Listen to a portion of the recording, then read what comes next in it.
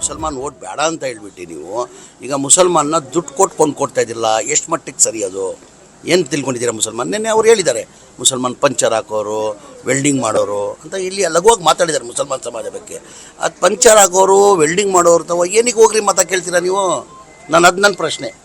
ನಿನ್ನೆನೂ ಹೇಳಿದ್ದಾರೆ ಅವರು, ವೆಲ್ಡಿಂಗ್ ಮಾಡೋರು, ಪಂಚರ್ ಹಾಕೋರು ಎಲ್ಲ ಆಯ್ತಪ್ಪ. ನಮ್ಮ ಸಮಾಜ ಭಾಳ ಬಡತನ, ಕೂಲಿ ಮಾಡೋರು, ವೆಲ್ಡಿಂಗ್ ಮಾಡೋರು, ಪಂಚರ್ ಮಾಡೋರು ನಾವೆಲ್ಲ. ನೀವಾಗ ಅವ್ರ ಏನಿಗೆ ಓಟ್ ಕೇಳ್ತಾ ಇದ್ದೀರಾ ನೀವು? ಈಗ ಕುಮಾರಸ್ವಾಮಿ ಯಾವತ್ತನ ಸತ್ಯನ ಹೇಳಿದ್ದಾರೆ. ಮುಂಚೆನೇ ಅವ್ರ ಹೆಸರನ್ನೇ ಏನಿಟ್ಟಿದ್ದಾರೆ, ಯು ಟರ್ನ್ ಕುಮಾರಸ್ವಾಮಿ.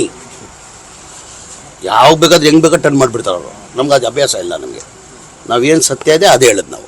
ಈಗ ಕುಮಾರಸ್ವಾಮಿಗೆ ಎಲ್ಲ ಗೊತ್ತಿದ್ದಾಗೆ ಯು ಟರ್ನ್ ಕುಮಾರಸ್ವಾಮಿ ಅಂತಾರೆ. ನನ್ನ ಒಕ್ಕಲಿಗರ ಸಮಾಜ ಬಗ್ಗೆ ಭಾಳ ನನ್ನ ಗೌರವ. ಆಮೇಲೆ ಇಲ್ಲಿ ಕೇಳಿ, ನಾನು ಬೆಳೆದಿರೋದು ಕುಮಾರಸ್ವಾಮಿಗೆ ಗೊತ್ತಿದೆ. ನಾನು ಕುಮಾರಸ್ವಾಮಿ ಜೊತೆ ಜನತಾದಳಕ್ಕೆ ಬಂದಿದ್ದು. ನಾನು ಮುಂಚೆ ಇದ್ದಿದ್ದು ಕಾಂಗ್ರೆಸ್ಸಲ್ಲಿ. ನಾನು ಜನತಾದಳಕ್ಕೆ ಬರೋಕ್ಕೆ ಕಾರಣನೇ ಆದಿ ಚಿಂಚುರಿಗಿರಿ ದೊಡ್ಡ ಸ್ವಾಮೀಜಿಗಳು. ನಾನು ಮಟ್ಟದ ಹುಡುಗ, ಅಲ್ಲಿ ಮಠದಲ್ಲಿ ಬೆಳೆದಿರೋದು ನಾನು. ಆದಿ ಚಿಂಚುಗಿರಿ ಮಠದಲ್ಲಿ ಬೆಳೆದವನು ನಾನು. ಈಗಲೂ ಶೇಖರ್ ಸ್ವಾಮೀಜಿ ಅಂತ ಇದ್ದಾರೆ, ಹೋಗಿ ಕೇಳ್ಕೊಳಕ್ಕೆ ಹೇಳಿ.